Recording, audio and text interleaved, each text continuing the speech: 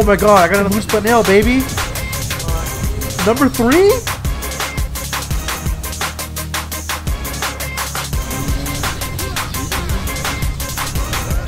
I got another moon split nail. That's number 4. I got another moon split nail. Oh my lord.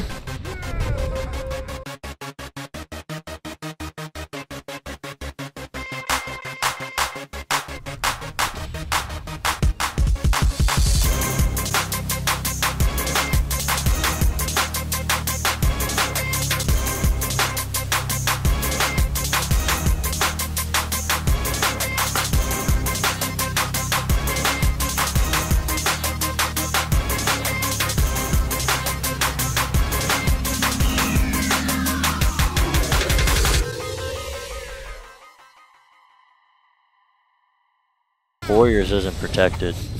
Really? That's a surprise. It's not showing. Can they cancel it with Q block? Yeah. Might of be course. Wait for the trade. Nasty dude. Can they cancel it with Q block? Of course. It's so fucking true, dude. Holy shit. Unreal. 5 seconds DC though. Oh, an unprotected skill? Wait, can they go into a protected state immediately? Yes. Okay, well then it's fucking protected. Yo, what up, guys? It's your boy Shaky. So, I had a really hard time trying to upload last week because my mom was in the hospital and I had to go take care of her. But she's a lot better now, so we're all doing pretty good and everything's all Gucci. Just like last week was pretty tough because I was kind of like just like driving back and forth and I was pulling all-nighters and there's a lot of craziness, but she's doing much better now and we're all good. I have a lot to update you guys on, to be honest. Massive gear gains, as you guys saw, with multiple offhand and gear sets, so I'm going to go ahead and explain that. We have a pretty big Awakening Musa buff coming, which I got to talk about. I got to talk about Elvia. I've been grinding Elvia, and it's amazing. So we have a lot to talk about, so we're going to go ahead and get into it, okay? Okay guys, so about the gear set. I have all the builds I want that are going to be necessary to help me out in certain situations. So as you guys saw me in the last video, we had gotten the evasion offhand and whatnot. Well, now I have the accuracy offhand, and I have the Tet Centaur belt, which is going to help me with a lot of build. I can kind of mix and match all those items around to kind of counter whoever I fight sometimes, and that's going to be a really huge help to me. It's really helpful if I fight somebody at the same gear level as me and some that's below me in gear. And I'm kind of at this point right now where I feel like on the NA servers, I'm at the curve, so I've definitely caught up in gear a lot. We're about to go for 7 pen. So if you guys don't know, the only reason why I play Succession Hashashin as of recent is because I don't have a PEN Dandelion.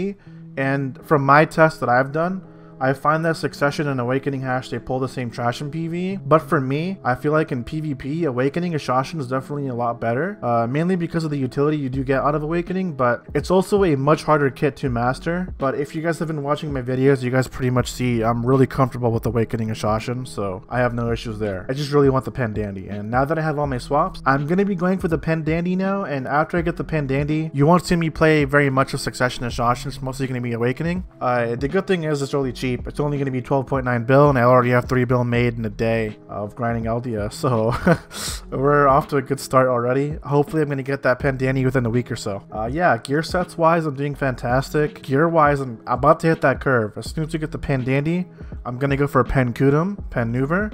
I'm going to buy 2 Garmoth's hearts. I'll get the Tungrad rings and belt, and then I just got a Caphras, and your boy's going to be 660 gear score really soon. So about that, you know, Musa buff that's coming, and it's something that I've been asking for a lot. I've always said that the only reason I don't play Awakening a Musa anymore is because BDO went into an evasion meta, and Musa Awakening just doesn't do any damage towards evasion. I mean, with the new projection bug that happens after the Q, it's pretty good. That's only good for single target, you know. Large scale, I'm still going to delete more people in succession. Now, with the new Awakening skill that's coming to the game, there is a self buff that Musa is going to be getting in Awakening. It gives us 9% accuracy. That's something that I've been asking for because I've said a lot in my streams that, you know, Hashashin has the same accuracy buff. Why can't Musa get it? And that would quite literally fix its problems. Now, I don't know if that 9% is going to be enough.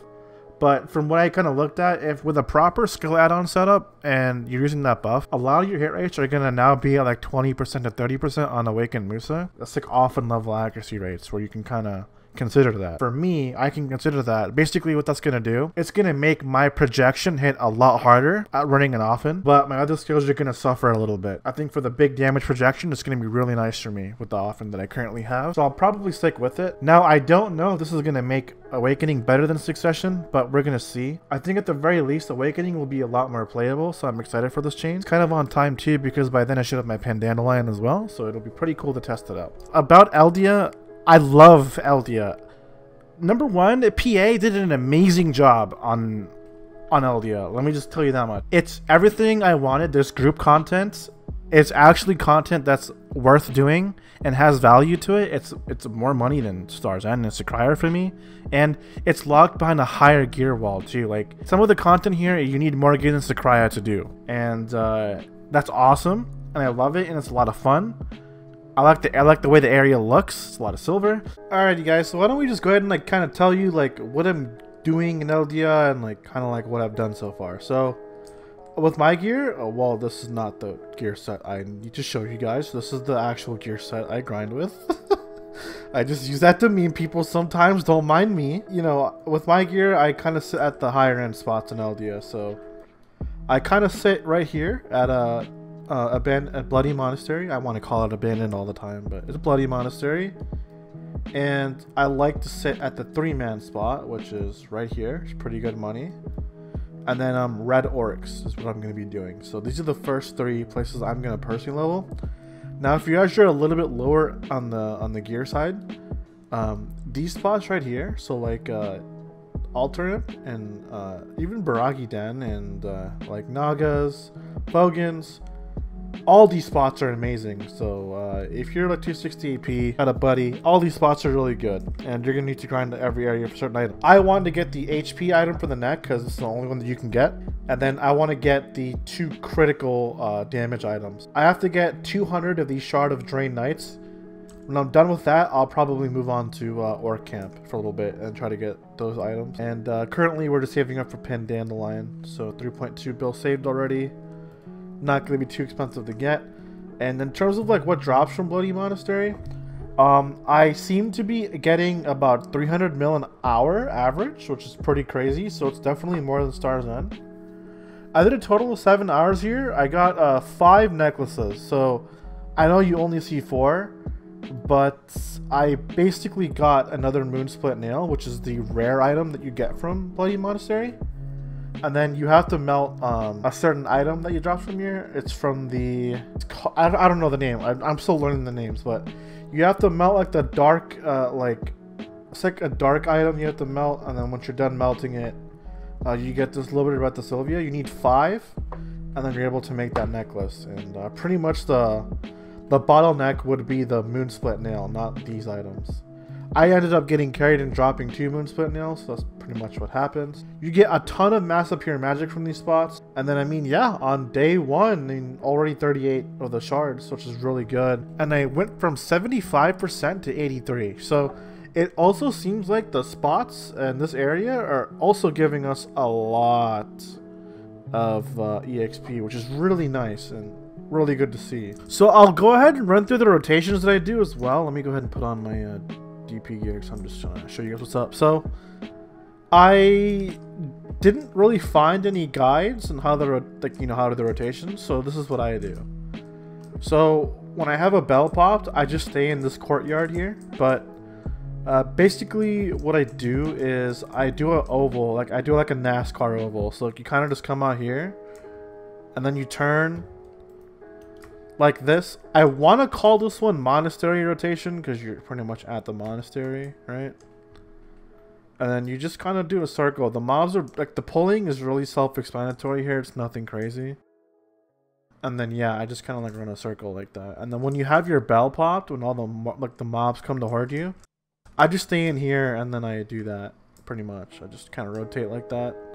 If you really wanted to, you probably could rotate within this monastery, but I like the oval a little bit better personally, especially when you get the weapon drop. Another rotation that I found is you kind of start right here and you can kind of see the circle. So like you kind of go like this, make a left, come up, come up, come up, and then you can kind of drop down, get this pack down to my left. And then, I don't know, maybe we just call this one pathway rotation. And then you can kind of keep doing that one. If you want to do another one, there's a third one. That's all the way out over here. And I'm pretty sure you can split this up into two rotations, not three, but two, because it's kind of big. But, I mean, this one we can just kind of call the mountain rotation. Because it's also a different node entirely. But there are rotations here. The big downside of this one is that there's no bell that you can pop here, but I'm pretty sure they'll kind of add that in. But yeah, there is a rotation down here, which is pretty interesting, but different node entirely. Those are kind of all the rotations that I kind of figured out over here. There's really no mechanics to the spot other than the fact that it spawns muskins. It's like a 5-man party kill thing. I don't see a lot of people kind of sticking to this spot because it is kind of tough. Like, even at my gear, like, they kind of hurt, like, and that's kind of sweaty. But I really like the money here. The money here is fantastic, as well as like any other LDS spot. This spot definitely has my A+, and just in time too, because I don't want to be a Starzan anymore, you know?